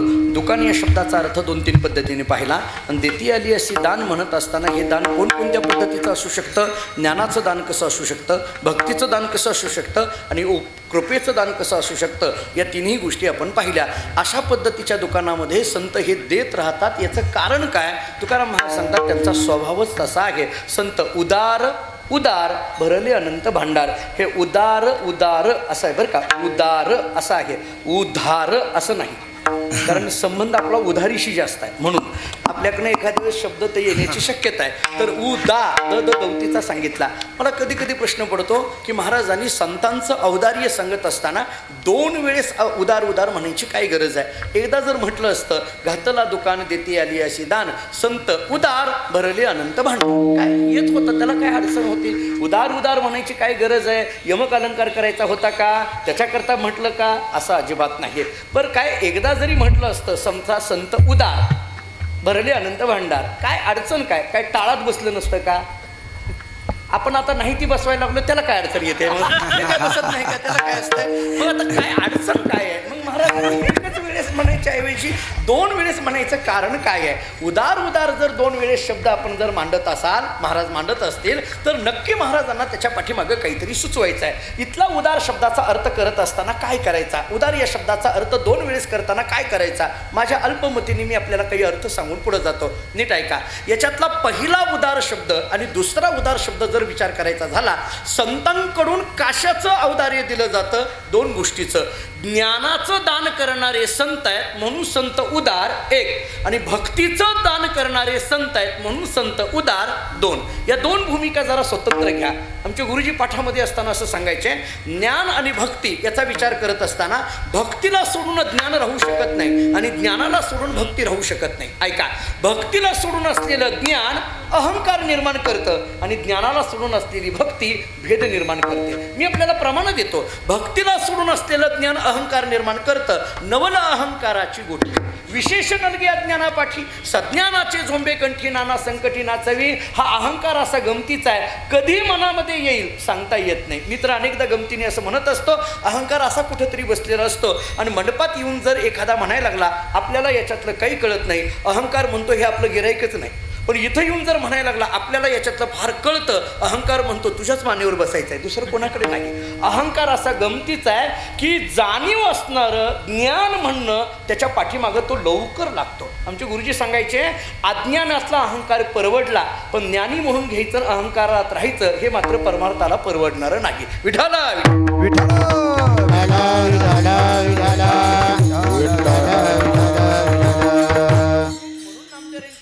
अहंकाराचा वारा कधी येईल, कोणत्या रूपाने येईल सांगता येत नाही. कधी कधी आम्हाला कीर्तनाला आपण जातो. बरं, ते कीर्तनाला जाण्याच्या पद्धती अशा गमतीच्या आहेत महाराज. पूर्वी ओळखीच्या गावालाच कीर्तनं फक्त असायची, परिचयाच्या. आता अलीकडल्या काळामध्ये हे मोबाईलमुळे माणसं कुठून फोन करतात आम्हाला माहीत नसतं, कोण फोन करतात आम्हाला माहीत नसतं. त्या माणसांनी कोणत्या महाराजाला फोन लागलाय आणि कोणते महाराज आपल्या गावी आलेत त्यालाही माहीत नसतं. आम्ही असे बदलाबदलीवर अनेकदा पाठवतो एकमेकाला, त्यांनाही माहीत नसते कोणाला पाठवलं, काय केलंय. काही नाही महाराज, पूर्वी असं नव्हतं. तुम्ही जुनी मंडळी इथं बसलेली असतील त्यांना विचारा, पूर्वी प्रत्यक्ष भेटून तारीख दिली जायची. प्रत्यक्ष भेटून त्यानं काय व्हायचं, एकतर त्या लोकांना महाराज कोण आहेत हे कळायचे आणि आम्हाला ती लोक कोण आहेत हे कळायचे. त्याच्यामुळे जवळीक वाढायची, आदर वाढायचा, आपुलकी वाढायची आणि त्याच्यामुळे एकमेकामधला जिव्हाळा वाढायचा. हे असायचं पूर्वी. आता हे फोनच्या जमान्यामध्ये माणसं मला तरी मी म्हणतो तुम्हाला फोन तरी आले असतील, बरं आहे. मला सोपान महाराज एकाचा मेसेज आला व्हॉट्सअपला आणि मेसेज असा आला की अमुक 22 तारीख शिल्लक असेल तर उद्या सकाळी तुम्ही मला फोन करून कळविणे. मीच कळवायचं त्यानं नाही करायचा. आता जरा कंसातलं सांगू का, आम्ही कळवतो, कारण नाही कळवलं की तारीख दुसऱ्याला जाते. हे कंसातलं आहे. आता विचित्र चाललं. वैकुंठवासी जगन्नाथ अण्णांचं एक वाक्य सांगतो, माझ्यापेक्षा आपण ज्येष्ठ मंडळी आहात, आपण महाराज मंडळी आहात. आदरणीय पुरुषोत्तम महाराज असतील, आदरणीय सोपान महाराज असतील, ही सगळी मंडळी आळंदीमध्ये ज्ञानोबारायांच्या जवळ राहून अध्ययन केलेली मंडळी आहे. अण्णांची कीर्तनं अनेकदा तुम्ही प्रत्यक्ष ऐकलेली आहे. वैकुंठवासी जगन्नाथ अण्णांचं एक वाक्य फार छान असायचं. अण्णा असं म्हणायचे की सहजासहजी वस्तूची प्राप्ती झाली की वस्तूचं महत्त्व संपून जातं, असं म्हणायचं. सहजासहजी वस्तूची प्राप्ती झाली की वस्तूचं महत्त्व संपून जातं. त्यांचा सिद्धांत असायचा वस्तूच्या प्राप्तीत वस्तूच्या महात्म्याची नष्टता असते, असं म्हणायचं. वस्तूची प्राप्ती म्हटलं की वस्तूचं महात्म्य संपून जातं. कीर्तन नावाची संहिता सहजासहजी प्राप्त झाली, सहजासहजी उपलब्धी झाली की त्याच्याबद्दलचा आदर, त्याच्याबद्दलची आपुलकी, त्याच्याबद्दलचा प्रेम, त्याच्याबद्दलचा जिव्हाळा हा संपत जातो. अनेकदा काही गावाला आम्ही कीर्तनाला गेल्यानंतर, मी एका गावी गेलो कीर्तनाला, अनोळखी गाव होतं पण मी लवकर गेलो, अगदी 6 वाजताच गेलो आणि 6 वाजता गेलो, कीर्तन 9ला अहो मला सांगा, एखादे महाराज गावाला लवकर येणं हे चांगलं आहे का वाईट आहे? चांगलंच आहे ना. हो, पण मला कळत नाही, त्या कमिटीने मला एकदम आश्चर्याने विचारलं, महाराज लवकर आलात, अरे हे वाईट आहे का? म्हणजे लोकांना असं वाटतं की महाराज उशिरा आला पाहिजे, म्हणजे ते मोठा महाराज, आणि म्हणून बऱ्याचदा आम्ही बाहेरच थांबलेलो असतो, फक्त वेळेवर आत येतो. बऱ्याचदा असं करतो आम्ही. कशा ते बघा, कुठून शब्द काढलेत, वजनात आला पाहिजे. कुठलं वजन काढलं, कुठून शब्द आणले, तर मला हे शब्दच कळेनात महाराज, काय काय शब्द कळेना. मी नवीन फड परंपरा सोडून बाहेर कीर्तन करायला लागल्यानंतर गुरुजी मला काही आमची आता ही सगळीच महाराज मंडळी मागं पुढे कीर्तनं असतात. एका महाराजांचा मला फोन आला, त्यांनी सांगितलं, कसं काय महाराज गेला होतात का कीर्तनात? म्हटलं हो गेलो होतो. कसं काय वातावरण? म्हटलं अतिशय चांगलं, मंडप छान आहे. कसं काय वातावरण? म्हटलं माणसं भरपूर आहेत. नाही वातावरण कसं काय? म्हटलं खूप चांगले वादक होते. नाही वातावरण कसं काय? म्हटलं टाळकरी खूप चांगले होते. नाही वातावरण कसं काय? म्हटलं सिस्टीमही चांगली होती. मला वातावरण शब्दाचा लक्षार्थ कळालाच नाही. मला बरेच दिवस गेले ते कळण्याकरता. ती गोष्ट सोडा, काय कुठून शब्द आणलेत आम्ही, हे कुठून आणले? डिक्शनरीमध्ये मिळतात हे शोधायला पाहिजे मला. मी त्या गावी गेलो आणि गेलो लवकर, असं 6 वाजता बसलो. ऐका आता पुढं, 6 वाजता बसलो मी तिथं येऊन, आणि बसल्यानंतर त्या कमिटीने सांगितलं, महाराज ठीक आहे आलात ना, आता आपण 8 वाजता जेवण करायचं, 9ला कीर्तन. म्हटलं हो. मग म्हटले विश्रांती घ्या. म्हटलं हो विश्रांतीच घेतो. त्यांनी एका माणसाला माझ्याजवळ ठेवलं. मी म्हटलं काही गरज नाही. ते म्हटले नाही राहू द्या. म्हटलं गरज नाही, मला विश्रांती घ्यायची आहे. मला कशाला कोणाची गरज आहे? नाही म्हटले राहू द्या, काही लागलं तुम्हाला चहा पाणी तर याला सांगा, मला आवश्यकता कशाचीच नाही राहू द्या. तुम्हाला खरं सांगू का, कोणत्या माणसाला आमच्याजवळ ठेवतात? अख्खं गाव ज्याला कंटाळलं त्याला आमच्याजवळ ठेवतात. ते बसल्यानंतर गप्प बसत नाही महाराज, ते त्याचा कार्यक्रम सुरू करतात. त्यानं मला विचारलं, महाराज तुम्ही आमच्या गावात नवीन आहात? म्हटलं हो नवीन आहे. तुम्हाला आमचं गाव माहीत नाही? म्हटलं माहीत नाही. तुम्हाला आमचं गाव कळालं नाही? म्हटलं नाही कळालं. नाही तुम्हाला कळणार नाही. अरे बाबा काय? नाही तुम्हाला आमचं गाव कळणारच नाही. मी मनातल्या मनात म्हटलं, माझंच पंढरपूर मला नीट कळेना, आणखी तुझं काय गावात म्हटला. तो म्हटलं आमच्या गावात कोणाला विद्वत्तेचा अहंकार आहे, कोणाला सत्तेचा अहंकार आहे, कोणाला संपत्तीचा अहंकार आहे, कोणाला कुटुंबाचा अहंकार आहे, कोणाला परिवाराचा अहंकार आहे. म्हटलं हे सगळं खरं आहे, पण तू मला का सांगायला लागलाय? तो म्हटला तुम्ही माझ्याकडे बघा, आपल्याला कशाचाच अहंकार नाही, हा सुद्धा एक अहंकार आहे, एवढंच सांगायचं होतं मला, बाकी काही नाही. अहंकार इतका सूक्ष्म आहे, तो कोणत्या पद्धतीने आत येईल सांगता येत नाही. आणि म्हणून भक्ती जर ज्ञानाला जोडलेली नसेल तर ते ज्ञान सुद्धा एका विशिष्ट अहंकाराकडे घेऊन जातं. अहम ब्रह्म अस्मी याच्यातला अहम सुद्धा तत्वज्ञानाला चालत नाही.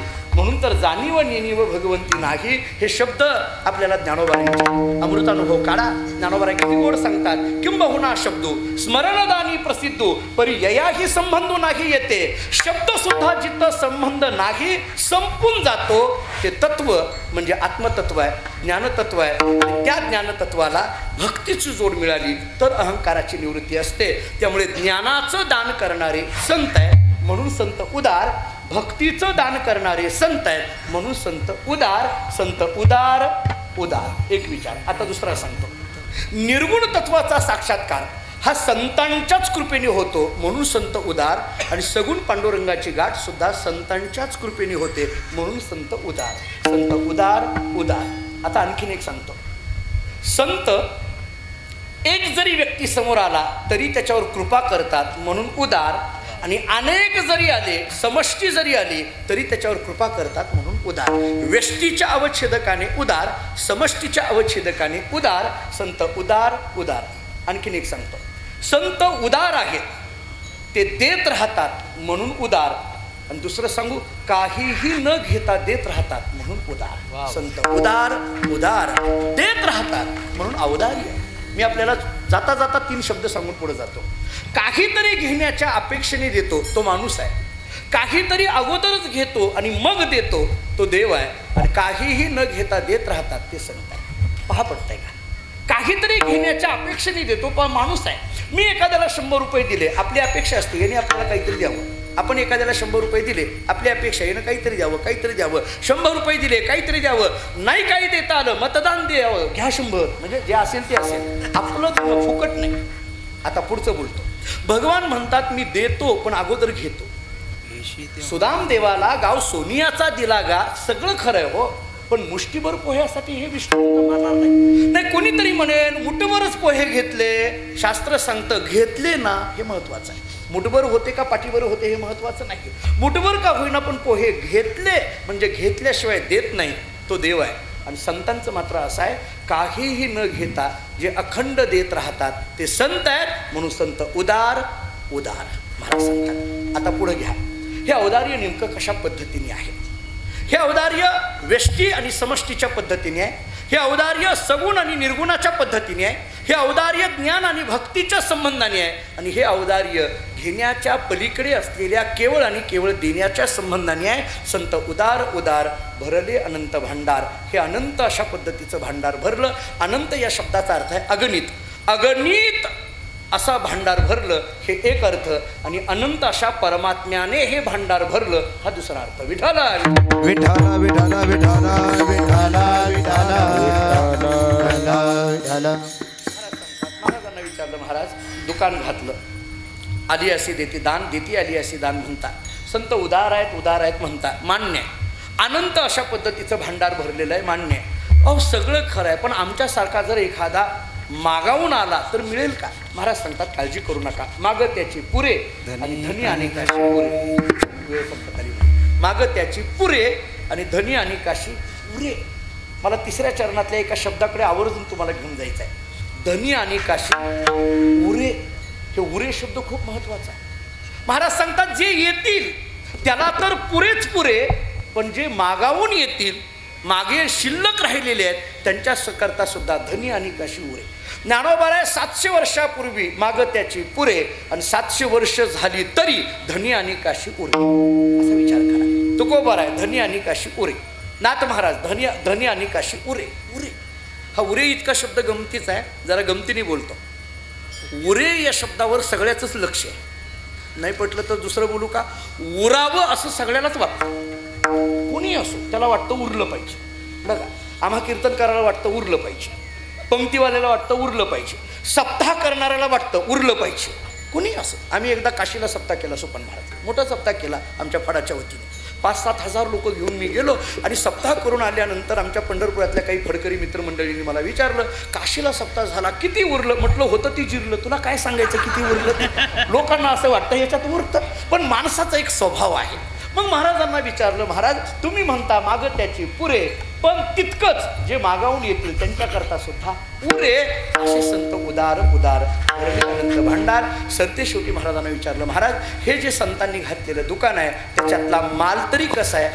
तो का म्हणे पोते, तो का म्हणे पोते, तो का म्हणे पोते, तो का म्हणे पोते, तो का म्हणे पोते, तो का म्हणे पोते, तो का म्हणे पोते, तो का म्हणे पोते, तो का म्हणे पोते, तो का म्हणे पोते, तो का म्हणे पोते, तो का म्हणे पोते, तो का म्हणे पोते,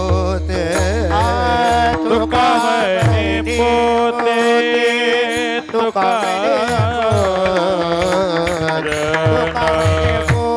पोते, पोते, तो का म्हणे पोते. भरले नोंगरे देवे, भरले नोंगरे दे. संत उदार उदार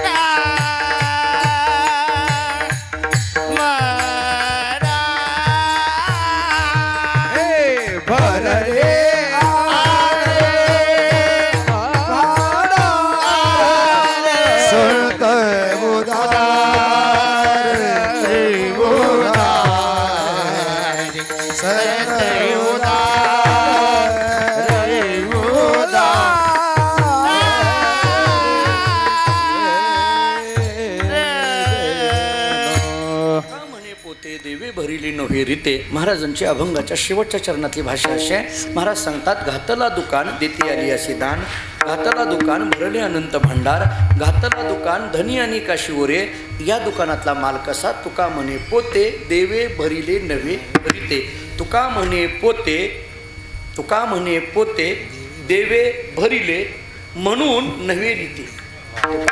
पोते देवे भरिले म्हणून नव्हे रीते. आता दुसरं सांगतो, तुका म्हणे पोते नव्हे रीते कारण देवे भरिले. विचार करा, एकदा म्हणून शब्द घाला आणि एकदा कारण शब्द घाला. एकंदरीत त्या प्रमाणाचा अर्थ शेवटचा एवढाच होतो की हे जे पोतं आहे, हे पोतं देहरूपी असलेलं पोतं परमात्मा नावाच्या या सगळ्या परमतत्वरूपी नावाच्या मालाने भरलेलं असल्यामुळे याचा कधीही नाश नाही. नवी रीते हे कधीही रिकामं होणारं नाही. संतांनी घातलेलं दुकान असं आहे की ते कधीही रिकामं होत नाही. संत उदार उदार भरले अनंत भांडार.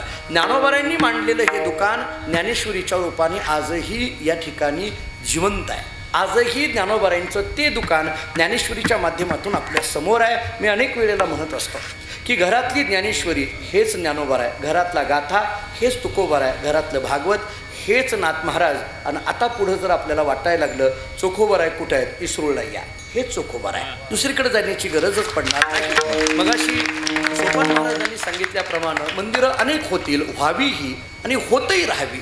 परंतु पहिलं मंदिर चोखोबारायांचं भव्य आणि दिव्य अशा पद्धतीचं एक निर्माण करून ते समाजाला उपलब्ध करण्याचं एक मोठं औदार्य हरिभक्तीपरायण पूज्य श्री संजय महाराज यांच्या आशीर्वादाने हरिभक्तीपरायण आमचे मित्र पुरुषोत्तम महाराज यांनी हे कार्य त्यांच्या कमी वयामध्ये, तसं वय त्यांचं लहान आहे. म्हणजे मगाशी मला आश्चर्य वाटलं, छत्रपती राजे बोलून गेले की हे लहान आहेत, वयाने लहान आहेत, त्यांच्यापेक्षाही लहान आहेत आणि बहुतेक माझ्यापेक्षाही लहान असलं असं मला वाटायला लागलं बरं का. म्हणजे मला वाटतंय असं, पण म्हणून तसं वयाने ते लहान आहेत.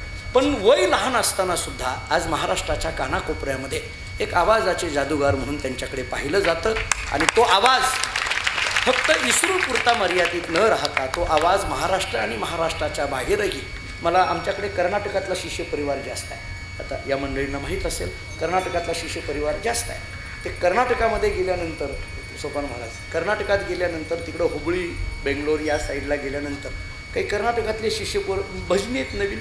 त्यांनी मला एकाने विचारलं, महाराज, म्हटलं का ते त्यांची भाषा आता बोलत नाही, परत अडचण येत राहील त्यांना, कन्नड भाषा. ते मला बोलायला लागले आणि ते बोलताना ते म्हटले की महाराज तुम्ही एकदा पुरुषोत्तम महाराजांची ओळख करून घ्या. मला सांगितलं ते. मी म्हटलं का रे बाबा? ते म्हटले नाही, आपल्याला एकदा त्यांना कर्नाटकमध्ये घेऊन यायचं आहे. मी म्हटलं तुम्ही बोलवा, मी घेऊन येतो आत्ता लगेच. म्हटलं का? याचा अर्थ जरी इसरूळ हे गाव महाराष्ट्रातल्या एका विदर्भ भागामध्ये असलं तरी इसरूळच्या पुरुषोत्तम महाराजांचं नाव मात्र देशाच्या कानाकोपऱ्यामध्ये पोहोचलंय. हा आवाजाचा परिणाम असतो. ते जेव्हा गातात तेव्हा ते गाणं फक्त इथून नसतं, ते गाणं इथून असतं. आणि ते देवाची या चाडे अळवावी देवा असं ते गाणं असतं. कारण मी अनेकदा जरी प्रत्यक्ष रूपाने कमी कीर्तन ऐकली तरी या सगळ्या सध्याच्या सोशल मीडियाच्या माध्यमातून अनेक वेळेला आम्ही त्यांना ऐकत राहतो. त्यामुळे अंतःकरणपूर्वक ते गात राहतात. ती भगवंताची एक सेवा आहे या रूपाने गात राहतात. आणि त्या सेवेचं फळ म्हणजे हे मंदिर आहे. त्यांनी केलेली महाराष्ट्राच्या कानाकोपऱ्यामध्ये सेवा हे मंदिर आहे. मला आणखीन एक दोन गोष्टी महत्त्वाच्या बोलायच्या. म्हणजे एखाद्या वेळेस ते कुणाला पटेल न पटेल, परंतु सोपान महाराज, मला असं वाटतं, मी जो काही मला थोडासा प्रपंच आणि परमार्थाचा अनुभव आहे त्याच्यातून मला असं वाटतं, एखाद्याला ज्याला प्रपंचाचा परिग्रह नाही, ज्याला प्रपंचाचा फार संबंध नाही किंवा त्याला बंधनं नाहीत, अशा एखाद्या माणसाकडून एखादं असं मंदिर उभं राहणं ठीक आहे. पण प्रापंचिक जीवन जगत असताना सुद्धा इतकं मोठं मंदिर बांधणं याच्याकरता काहीतरी अलौकिकत्वच लागतं. हे त्याच्याशिवाय होत नाही. मी मगाशी पुरुषोत्तम महाराजांना आवर्जून येताना, फेटा बांधून येताना फक्त त्यांना एक इच्छा व्यक्त केली. मी म्हटलं इथं ताई असतात का? इथं आहेत का ताई? ते म्हटले आहेत. ते म्हणले का? म्हणलं काही नाही, कीर्तन झाल्यानंतर अगोदर त्यांना नमस्कार करायचा आहे. कारण त्यांनी एवढा त्यांच्या पाठीमागं उभा राहिल्या म्हणून हे मंदिर उभा राहिलं. एरवी आपलं घर पत्र्याचं ठेवायचं आणि मंदिर मात्र कोठ्यावधीचं निर्माण करायचं, याच्याकरिता हृदय संतांचंच लागतं, असं कुठल्याही हृदयाला होत नाही. आणि म्हणून बंगले बांधण्यापेक्षा सुद्धा आपलं मंदिर गावातलं झालं पाहिजे हा उदात्त हेतू अंतःकरणातला आणि तो हेतू आज इथं मूर्त रूपाने आज दिसून येतो आहे. त्यामुळे महाराजांना ज्ञानोबाराय तुकोबारायांचे आणि विशेष करून चोखोबारायांचे पूर्ण आशीर्वाद लाभलेलेच आहेत. आमच्यासारख्यांनी काय त्यांच्याबद्दल बोलावं, परंतु त्यांना लाभलेले हे आशीर्वाद, त्या आशीर्वादाचा संचार आणि त्या आशीर्वादाचा प्रसार आपल्या आवाजाच्या माध्यमातून महाराष्ट्र आणि महाराष्ट्राच्या बाहेर नव्हे देशाच्या बाहेरही आपला आवाज पोहोचावा अशा भावना या निमित्ताने व्यक्त करतो. खरं तर मी अनेक वेळेला म्हणत असतो, ही गायक वादक मंडळी ज्यावेळेस पाहतो मी, एवढ्या गोड हाताची आणि एवढ्या गोड गळ्याची माणसं ही वारकरी संप्रदायात आहेत. हे वारकरी संप्रदायाचं वैभव आहे, हे वारकरी संप्रदायाचं वैभव आहे. आणि म्हणून या सर्वांच्या चरणी नतमस्तक होतो. खरं तर आदरणीय पूज्यश्री संजयजी महाराजांना पुन्हा पुन्हा नतमस्तक होतो की आपण हे एवढं भव्य कार्य महाराजांकडून करून घेतलं आणि महाराजांनी सुद्धा गुरु आज्ञा या रूपाने हे कार्य पूर्णत्वाकडे घेऊन गेले. त्यामुळे त्या दोघांच्याही चरणी नतमस्तक होतो, आपल्या सर्वांच्या चरणी या ठिकाणी नतमस्तक होतो. आपण सगळे जरी या इस्रूळमध्ये असलो तरी मला असं वाटतं सध्या महाराष्ट्रभर बाकी राजकारणाची चर्चा काही का असेना, पण इस्रूच्या सत्तेची चर्चा मात्र महाराष्ट्राच्या कानाकोपऱ्यात आहे, एवढं नक्की आहे. प्रत्येक मी दुपारीच म्हटलो सोपान महाराजांना, पुरुषोत्तम महाराजांना की मला गेली 8 दिवस झालं महाराष्ट्रातल्या अनेक, महाराज तुमचा फोन आला, अनेकांचे फोन आले मला की महाराज तुम्ही कधी येताय कधी येताय. मला प्रश्न पडला की हा सप्ताह पुरुषोत्तम महाराजाचा आहे का महाराष्ट्रातल्या समस्त वारकरी संप्रदायाचा आहे. प्रश्न का, ज्या अर्थी महाराष्ट्रातल्या कानाकोपऱ्यातले वारकरी आणि कानाकोपऱ्यातली महाराज मंडळी, गायक मंडळी जर फोन येणाऱ्या महाराजांना करत असतील तर याचा अर्थ हा सप्ताह फक्त एका महाराजांपुरता आणि एका गावापुरता मर्यादित नाही, तर हे एक वारकरी संप्रदायाचं व्यासपीठच झालं आहे असं म्हणायला हरकत नाही. आणि म्हणून या व्यासपीठावरून ज्यावेळेस बोलत असतो त्यावेळेस त्या माणसाला अत्यंत तोलून मोपून या ठिकाणी बोलावं लागतं आणि याची प्रचिती आज दिवसभरामध्ये आपल्या सगळ्यांना येते आहे. त्यामुळे पुन्हा एकदा चोखोबारायांच्या चरणी या ठिकाणी नतमस्तक होतो. चोखोबारायांचं एक भव्य दिव्य अशा पद्धतीचं मंदिर या ठिकाणी उभं राहिलं आहे आणि चोखोबारायांनी आपल्यावर कृपा करावी आणि चोखोबारायांनी आपल्याला आपलंसं करून टाकावं एवढ्याच भावना त्यांच्या चरणी व्यक्त करतो. पुन्हा एकदा ही सेवा ज्ञानोबाराय तुकोबाराय मी ज्या परंपरेत जन्माला आलो त्या माणकोजी बोधले महाराजांच्या चरणी सेवा समर्पित करतो. मी अनेक वेळेला म्हणत असतो की ही सेवा मला नाही दिलेली, ही पुरुषोत्तम महाराजांनी सेवा जयवंत या नावाला दिलेली नाही, मी ज्या परंपरेत जन्माला आलो त्या परंपरेला ही सेवा दिलेली आहे आणि त्यामुळे ही सेवा चोखोबारायच्या चरणी मी माझ्या परंपरेच्या वतीने समर्पित करतो आणि पुन्हा एकदा चोखोबारांना साष्टांग प्रणिपात करून याच ठिकाणी थांबतो. ज्ञानेश्वर माऊली धनराज माऊली तुकाराम, माऊली ज्ञानेश्वर माऊली नाडराज माऊली जय तुकाराम, ज्ञानेश्वर माऊली, जय जय जय जय ज्ञानेश्वर माऊली.